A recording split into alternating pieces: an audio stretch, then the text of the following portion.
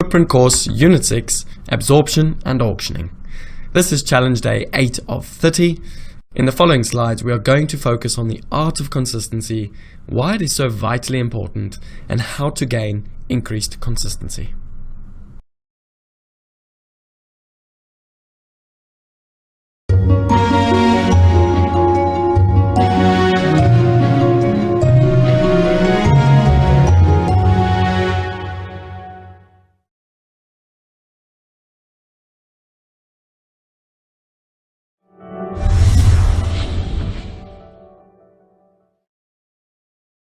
The first and most important, action plan, or the step in the action plan is to understand the power of a consistent approach. Okay, now this is a bit like religion, right? Most people struggle with the concept of religion and the concept of faith simply because they kind of want to see a result almost. They want to see, if I was religious, what would all the great things be like? What would all these wonderful things, appear like? They want tangible almost. Okay, now. It's the same with the art of consistency, right? You have to believe in the actual process. You have to believe and understand that through a consistent approach, ultimately, you're going to get rewarded at the end. Okay, now, you would have only seen this if you've actually ever stuck to a consistent approach. And I'm going to share a really nice example with you tonight, something that I've gone through personally, and hopefully you can, not just sort of take away from it, but also apply this to your own situations. Okay, so the first thing to understanding the power of a consistent approach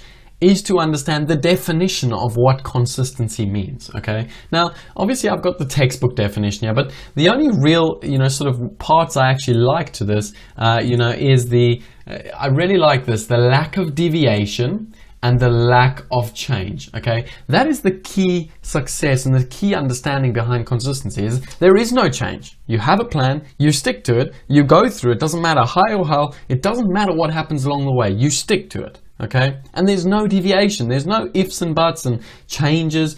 That is, if you can stick to those things, a lack of change and a lack of deviation, ultimately you're going to have achieved a consistent approach. Okay, so the second step in order, on the process to getting more consistent, right, is you need to set a big picture goal, right? Now, I'm not talking about, in 1 year's time, I want to be a millionaire, okay? It's a simple goal. And the example I'm going to use, when I move on to the next slide, as I'll show you here, is the goal of a half Ironman, okay? It's no secret, a lot of you that have been following me for a while, I'm training for a half Ironman, and I'm relating to this training I'm going through, to developing a consistent plan, okay? So, set the big picture goal. What is it ultimately? Where do you want to be 12 months from now? Where do you want to be a year from now? What is it that you're trying to achieve? Okay, make that goal nice and simple, nice and objective, nice and easy to understand. What is it? Okay, write it down on a big piece of paper and stick it up on the wall so you know where you're ultimately heading toward. Then, and this is where the key comes in, you need an exact action plan. Okay, now for me with regards to this half Ironman, it's pretty straightforward. I've got a training program. The training program's been developed for me. I simply follow it. I know exactly how long my program is. I know what time I'm committing to the program. I know the place and I know the activity. There's very little I can deviate from this plan. Why? Because it's an exact plan. Right? The plan is simply like following a recipe. It's a step-for-step process. Okay? You need to do the same thing in your trading. You have to set out an exact action plan. Now, that can be an action plan of routine.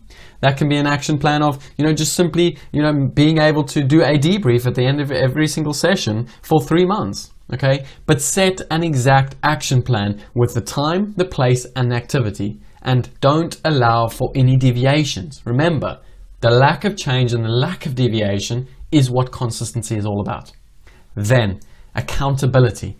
You need to determine and find some way to make yourself accountable to this exact action plan.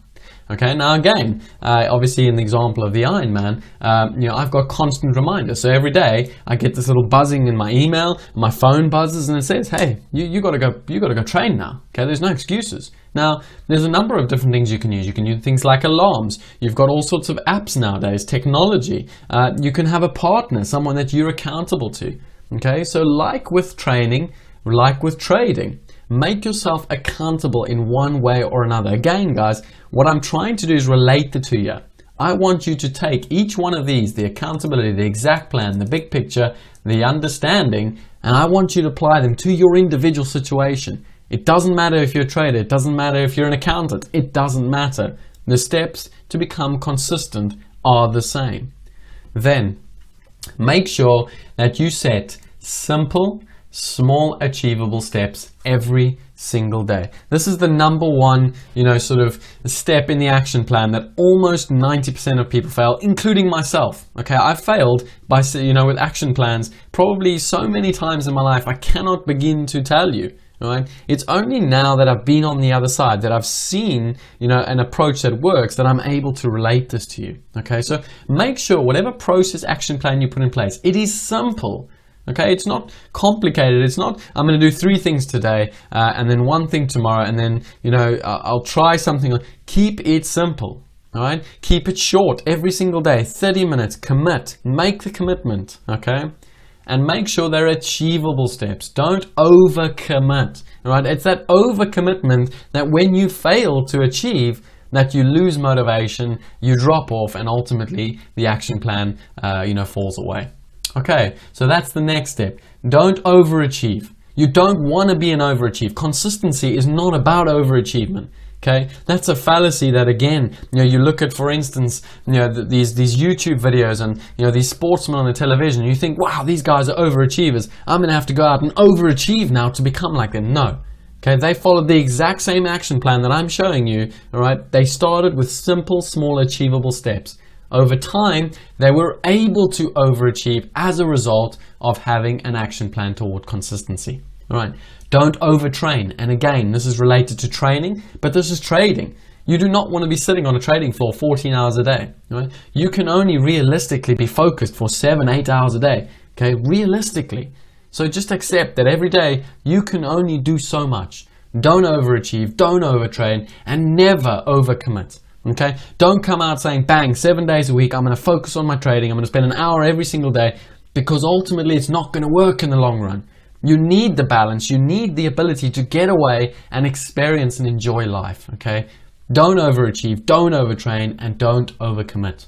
Then create the feedback loop. This is so crucial. You need that feedback loop that's constantly coming to you saying, well done, excellent, you did this. Well done, excellent, you did this. Well done, excellent, you did this. You're progressing, you're progressing, you're progressing. You're achieving, you're achieving, you're achieving.